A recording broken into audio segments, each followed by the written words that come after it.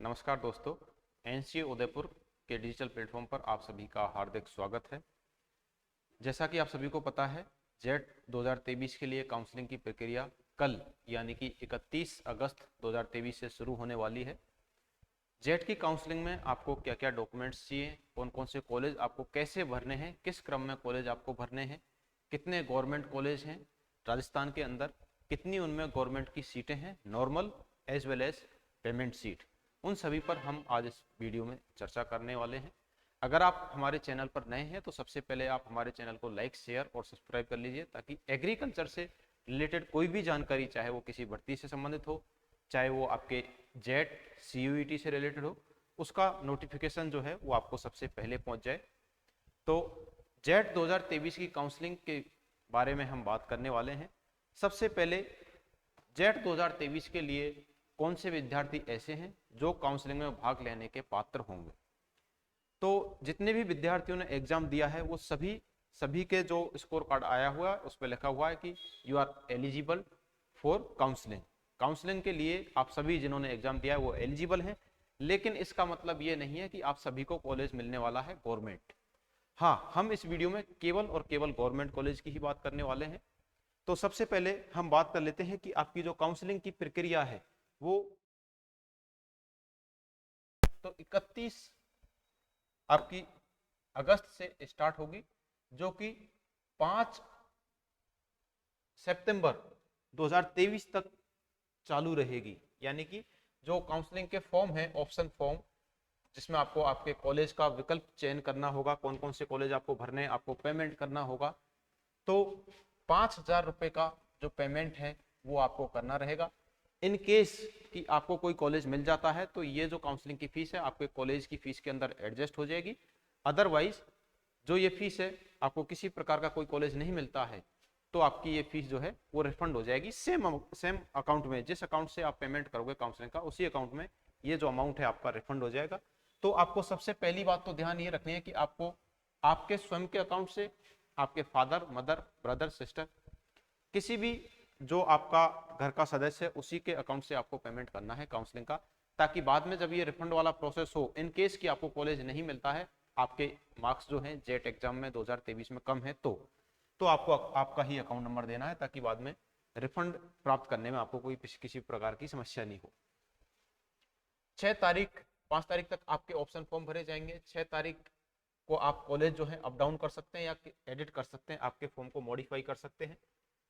जो first list आएगी counselling की, जो फर्स्ट लिस्ट आपकी आएगी वो आएगी 15/9/2023 को। इसके बाद में जैसे ही कॉलेज की लिस्ट आई, आपके पास में दो ऑप्शन होंगे। अगर आपको आपकी मनपसंद का कॉलेज मिल जाता है तो उसको आपको एक्सेप्ट करना है, नहीं मिलता है तो आपके पास में एक ऑप्शन और रहेगा कि आप अपवार्ड के लिए भी रिक्वेस्ट कर सकते हैं। अपवार्ड के लिए अगेन आपको 800 रुपए की अपवार्ड जो फीस है, जो नॉन रिफंडेबल है, वो आपको पे करनी है।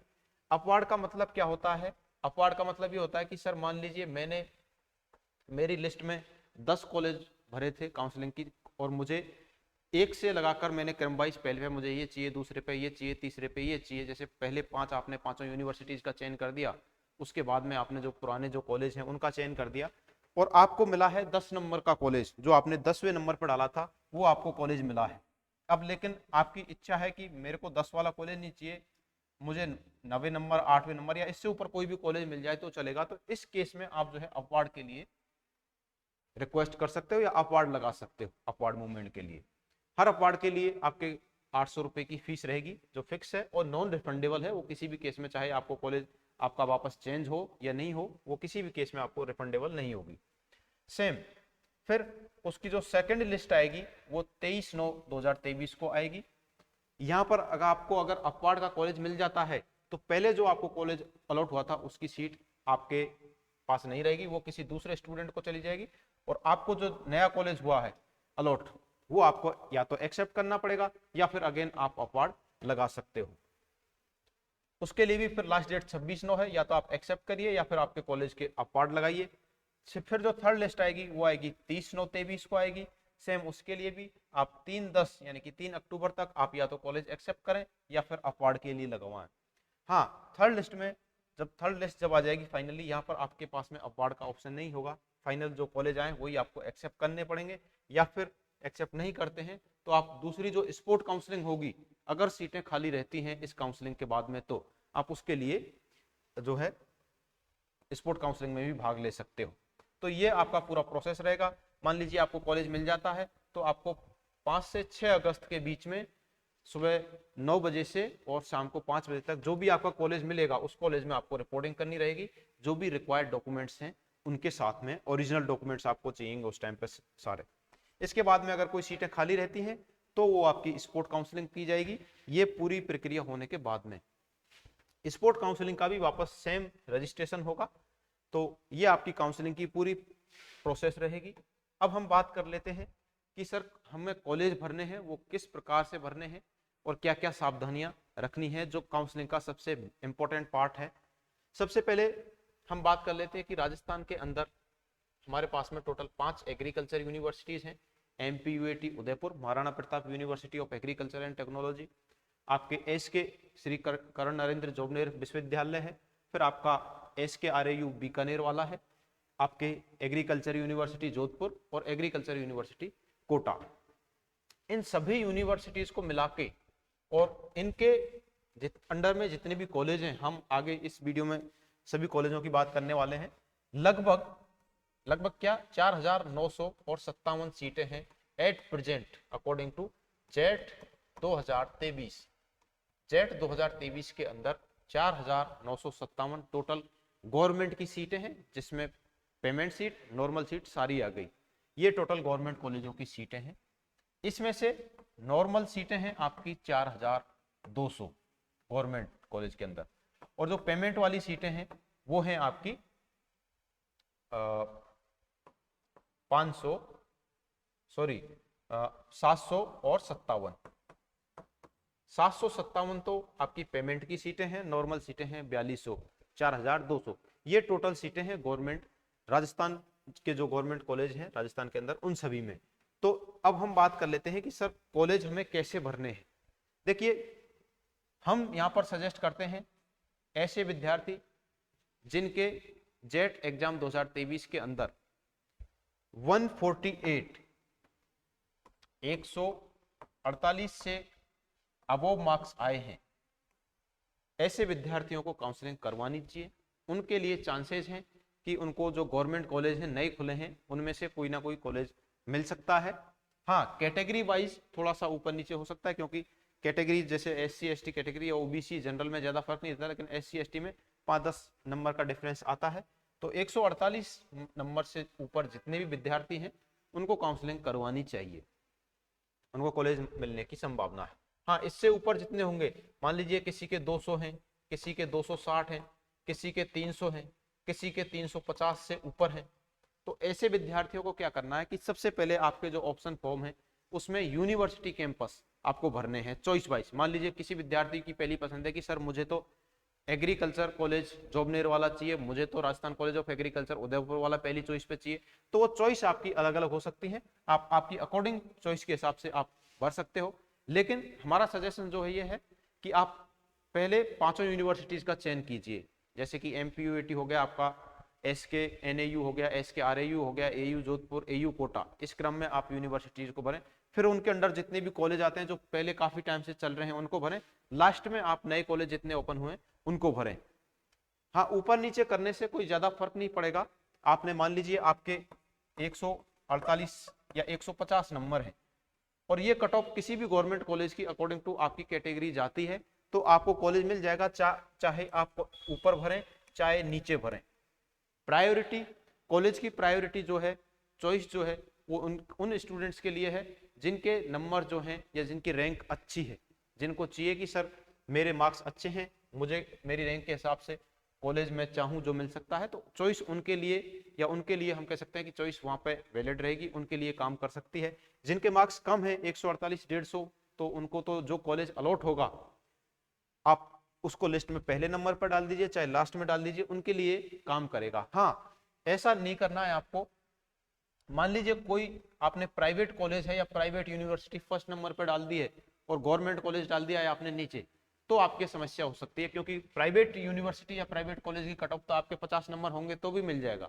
इसीलिए आपको ध्यान रखना है कि गवर्नमेंट कॉलेज आपको सबसे पहले भरने हैं, ऊपर ही ऊपर लिस्ट में। उसके बाद में गवर्नमेंट कॉलेजों में भी आप अपनी सुविधा के अनुसार चॉइस कर सकते हैं कि सर मुझे मेरे आपका जो भी, मान लीजिए आप अगर कोटा से हैं तो आप चाहेंगे कि सर मेरी पहली प्रेफरेंस है कि मुझे एग्रीकल्चर यूनिवर्सिटी कोटा मिल जाए, तो आप वो सेलेक्ट कर सकते हो। अब गवर्नमेंट कॉलेजों में भी दो सीटें आपको देखने को मिलेंगी, नॉर्मल सीट और पेमेंट सीट।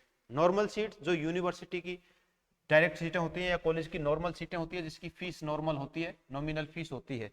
हर यूनिवर्सिटी की अलग अलग होती है। जैसे जॉबनेरी यूनिवर्सिटी की नॉर्मल सीट की जो फीस है वो लगभग 5,500 के आसपास है। पेमेंट सीट की बात करें तो साल दोनों सेमेस्टर मिला के पर ईयर लगभग 70,000 रुपये फीस है। यानी कि आपके मार्क्स अच्छे हैं, सपोज कि आपने आरसीए उदयपुर काउंसलिंग में डाला था, आरसीए उदयपुर नॉर्मल सीट की कट ऑफ अगर 360 या 320 गई, ठीक है, हालांकि पिछले वर्ष की तुलना में, जेट 2022 की तुलना में इस बार कट ऑफ कम ही जाएगी, क्योंकि जो पेपर का लेवल था वो थोड़ा सा as compared to previous year थोड़ा सा हार्ड था, इसकी वजह से कट ऑफ कम ही जाएगी। तो किसी विद्यार्थी ने आरसीए नॉर्मल सीट का चयन किया था लेकिन उसको नहीं मिला ये कॉलेज, अब उसको चाहिए यही, वो भले ही पेमेंट सीट यानी कि उस कॉलेज में पढ़ने के लिए पेमेंट दे सकता है, तो उस कंडीशन में आप आरसीए पेमेंट सीट का भी ऑप्शन आपके पास में है या आप चयन कर सकते हैं उसके लिए भी। उसमें यह है कि आपकी ईयरली कॉलेज आपका सेम रहेगा, वही आरसीए उदयपुर, बस आपको पेमेंट सीट मिलेगी, यानी कि आपको 87,000 पर ईयर या 88 के अप्रोक्स है, वो आपको पर ईयर देनी पड़ेगी, पे करनी पड़ेगी। तो ये होती है पेमेंट सीट। नॉर्मल सीट पे तो यूनिवर्सिटी की जो भी 10,000 12,000 6,000 जो सीटें होती हैं अकॉर्डिंग टू यूनिवर्सिटी, वो सभी विद्यार्थियों को देनी होती है, तो वो आपको भी देनी रहेगी। ये होता है नॉर्मल सीट और पेमेंट सीट में डिफरेंस। अब यूनिवर्सिटी के हिसाब से चॉइस मैंने आपको बताई दी कैसे भरनी है। अब हम बात कर लेते हैं कि मान लीजिए किसी को पर्टिकुलर यूनिवर्सिटी के अंडर में ही कॉलेज चाहिए, तो किस यूनिवर्सिटी के अंडर कौन कौन से कॉलेज आती हैं और उनमें कितनी सीटें हैं, नॉर्मल सीटें कितनी हैं, पेमेंट सीटें कितनी हैं। ये जो पूरी पीडीएफ है ये आपको इस वीडियो के नीचे लिंक में भी मिल जाएगी, आप वहां से डाउनलोड करके आप अकॉर्डिंगली, हाँ हम मार्क्स के हिसाब से भी इसके नीचे वीडियो डाल देंगे ताकि आपको मार्क्स के अकॉर्डिंग भी पता चल जाए कि हमें कौन से कॉलेज का चयन करना चाहिए और किस अकॉर्डिंग में या किस क्रम में हमें यूनिवर्सिटीज भरनी चाहिए, हमारे मार्क्स इस रेंज के बीच में है, तो वो पीडीएफ भी आपको इस वीडियो के नीचे लिंक में मिल जाएगी। सबसे पहले हम एमपीयूटी के अंदर जो कॉलेज आते हैं उनकी बात कर लेते हैं, जिसमें ये अल्फाबेटिकल लिखा हुआ है, तो कॉलेज ऊपर नीचे पुराने और नए ऊपर नीचे हो सकते हैं। जैसे डूंगरपुर का जो कॉलेज है इसमें नॉर्मल 60 सीटें हैं और पेमेंट की हैं 10 सीटें। भीलवाड़ा जो कॉलेज है एमपीयूटी के अंडर में आता है, नॉर्मल 43 सीट है, पेमेंट वाली 22 है। ऐसे ही आपका बसी चित्तौड़गढ़ जो पिछले साल ही नया कॉलेज है, जितने भी नए कॉलेज खुले हैं उनमें सभी में नॉर्मल सीटें हैं, जैसा कि आप इसमें देख पा रहे हैं नॉर्मल 60 सीटें हैं। आपका बांसवाड़ा का जो कॉलेज है उसमें भी 60 सीटें हैं, खेरवाड़ा उदयपुर में 60 सीटें हैं, पुलिया कला शाहपुरा में 60 सीटें हैं, आपके प्रतापगढ़ वाले कॉलेज में 60 सीटें हैं। आरसीए उदयपुर का जो कॉलेज है जिसकी कट ऑफ सबसे ज्यादा जाती है जेट के अंदर, उसमें 75 नॉर्मल सीटें हैं और 44 आपकी पेमेंट सीटें हैं। ऐसे ही आपकी कॉलेज ऑफ फिशरीज का जो कॉलेज है उसमें 19 सीटें नॉर्मल हैं, 23 की आपके पेमेंट सीटें हैं। फिर आपका जो कम्युनिटी साइंस और एफएनडी फूड एंड न्यूट्रिशन वाले जो कॉलेज हैं उनमें भी 37 नॉर्मल सीटें हैं और पेमेंट वाली 6 सीटें हैं। तो इस हिसाब से अब इनकी कट ऑफ जाती है कम, कम्युनिटी साइंस और फूड एंड न्यूट्रिशन वालों की कम जाती है। तो जिन बच्चों के कम मार्क्स हैं और उनकी इच्छा है कि हम फूड एंड न्यूट्रिशन में बीएससी करें या फिर कम्युनिटी साइंस में बीएससी करें, तो उनके पास में ये ऑप्शन भी है। इन कॉलेज में आपको बीएससी एग्रीकल्चर नहीं मिलने वाली है। नेक्स्ट जो अपनी जॉबनेर यूनिवर्सिटी के अंदर जो कॉलेज है उनकी हम बात कर लेते हैं, कौन कौन से कॉलेज उनके अंदर आते हैं। तो सबसे पहले अपना शाहपुरा चिमनपुरा में जो है उसमें 60 सीटें हैं, और फिर किशनगढ़वास अलवर में जो कॉलेज है इसमें 44 नॉर्मल सीटें हैं, 20 पेमेंट सीटें हैं। सेम आपका है अलवर में दूसरा नौगांवा जो अलवर में है उसमें भी 44 सीटें नॉर्मल हैं, पेमेंट सीट 20 हैं। फिर अपना Baseri Dholpur 44 normal seat, payment की 20 सीटें हैं। इसी प्रकार आप जितने भी सीटें हैं इस लिस्ट में आप देख सकते हो और अकॉर्डिंग टू आपके मार्क्स आप भर सकते हो। ये सारे जैसे ये भी जॉबनेर के अंदर हैं। राजस्थान में जितने कॉलेज हैं लगभग मैक्सिमम कॉलेज जिस यूनिवर्सिटी के अंडर में है वो आपका जॉबनेर यूनिवर्सिटी है। फिर SKRAU बीकानेर का नंबर आता है जिसमें college of agriculture Bikaner, normal सीटें हैं 68, पेमेंट की सीटें हैं 40। इसी प्रकार से आप इस लिस्ट में नॉर्मल और पेमेंट सारी सीटें देख सकते हो और कितने गवर्नमेंट कॉलेज हैं वो भी आप इसमें देख सकते हो। टोटल सीटें मैंने आपको बता ही दी हैं। ये एग्रीकल्चर यूनिवर्सिटी जोधपुर के अंडर के कॉलेज हैं, जो यूनिवर्सिटी आपकी जोधपुर वाली है उसके अंडर में आते हैं। तो इसमें जैसे कि वायतू वाला है, ये नए कॉलेज जो पिछले साल खुले थे वो हैं। कॉलेज ऑफ एग्रीकल्चर जोधपुर, ये जो यूनिवर्सिटी कैंपस है।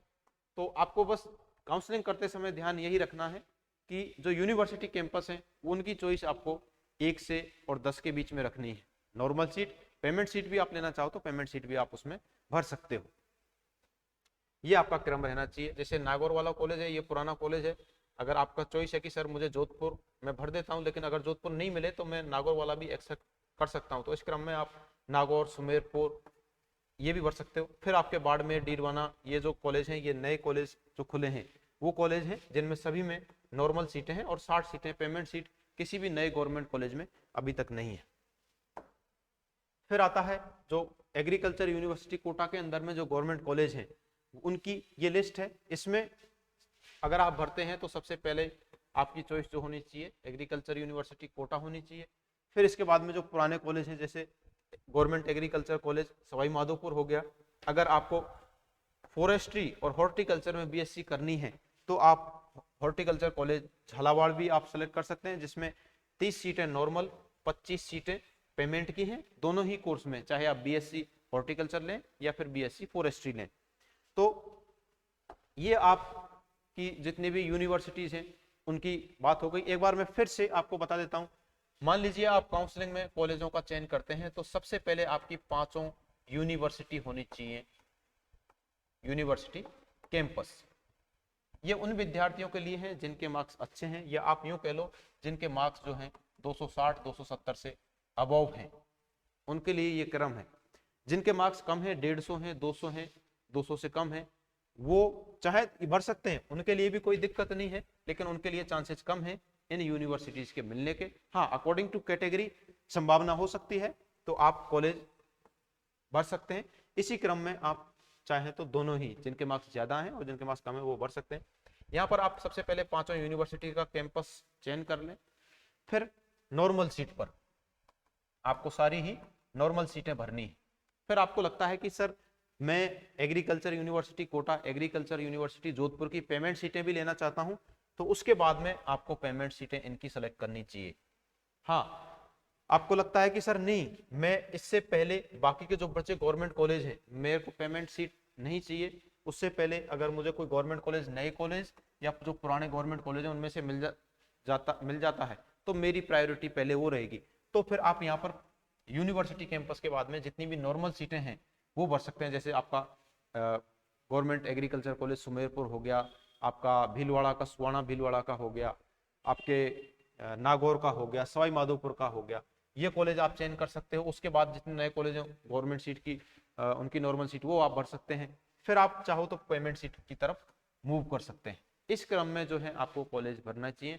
फिर भी आपको ऐसा लगता है कि सर हमारे कोई डाउट है, हमें काउंसलिंग में कुछ समझ में नहीं आ रहा है, तो हमारे जो नीचे वीडियो के रेड पट्टी पर जो मोबाइल नंबर आपको दे रखे हैं उस पर आप हमसे डायरेक्ट संपर्क कर सकते हैं, या फिर आप हमारे जो पर्सनल नंबर है मेरे 8209506262 पर काउंसलिंग से रिलेटेड कोई भी आपको डाउट है, किसी भी प्रकार की कोई समस्या है, तो आप इस नंबर पर कभी भी संपर्क कर सकते हैं।